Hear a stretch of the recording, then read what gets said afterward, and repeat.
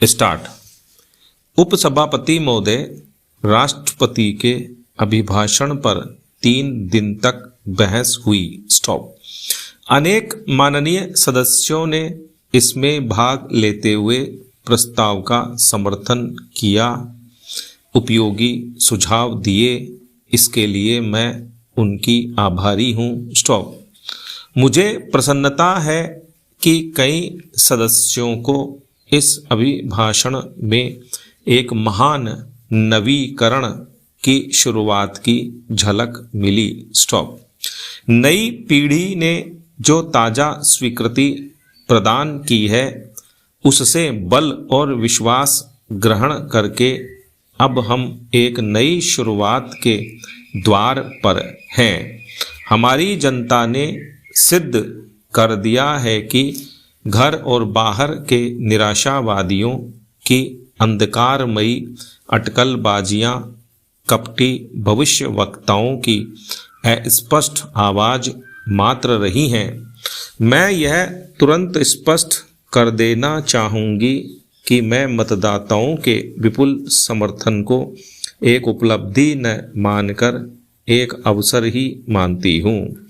राष्ट्रपति के अभिभाषण में उन कुछ कदमों का जिक्र किया गया है जिनसे सरकार इस अवसर पर लाभ उठाना चाहती है।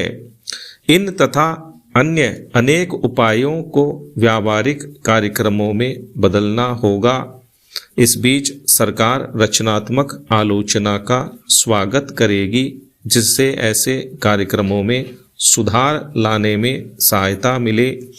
अपने चुनाव संबंधी भाषणों में जिन्हें लगता है कि दुर्भाग्यवश श्री वाजपेयी ने नहीं पढ़ा है, और मैं फिर कहना चाहती हूँ कि ऐसे प्रत्येक भाषण में मैंने यह कहा है कि आगे आने वाला रास्ता लंबा है और कठिनाइयों से भरा है, और जिन्होंने हमारा समर्थन किया था उन्हें कठोर परिश्रम के लिए और ज़्यादा मुश्किलों, बल्कि शायद खतरों का भी सामना करने के लिए तैयार रहना चाहिए। स्टॉप। मैंने माननीय सदस्यों के भाषणों को गौर से सुना है, लेकिन लगता है कि प्रीवी पर्स परित्याग की अपेक्षा आंखों से 2 आंसू का परित्याग ज़्यादा आसान काम है। मैं उन्हें और सदन को आश्वासन देना चाहती हूँ कि सामंतवाद के ये अवशेष अब ज़्यादा दिन तक नहीं बने रह सकेंगे। मैं वायु प्रदूषण, जन प्रदूषण और मिट्टी के प्रदूषण को रोकने तथा अपने चतुर्दिक प्राकृतिक संतुलन स्थापित करने की जरूरत की पुष्टि का स्वागत करती हूँ।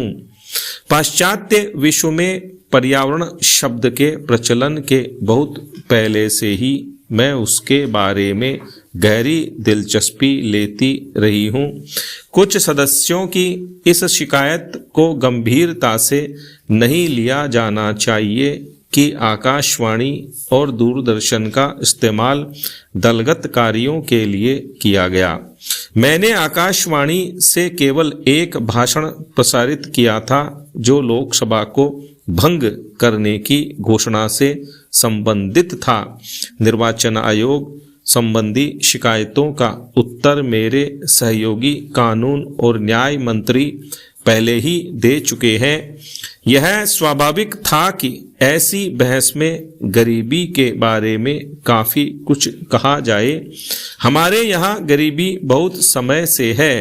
मैं उसके प्रति आज ही सचेत नहीं हुई हूँ, जैसा कि विपक्ष के कुछ सदस्य समय समय पर कहते रहते हैं। अगर मुझे कुछ झिझक तथा अत्यंत विनम्रता के साथ कहने की अनुमति आप दें, तो मेरा यह कहना है कि इसी चेतना और चिंता से प्रेरित होकर मेरे परिवार ने अपनी अधिकांश संपत्ति का त्याग किया। स्टॉप।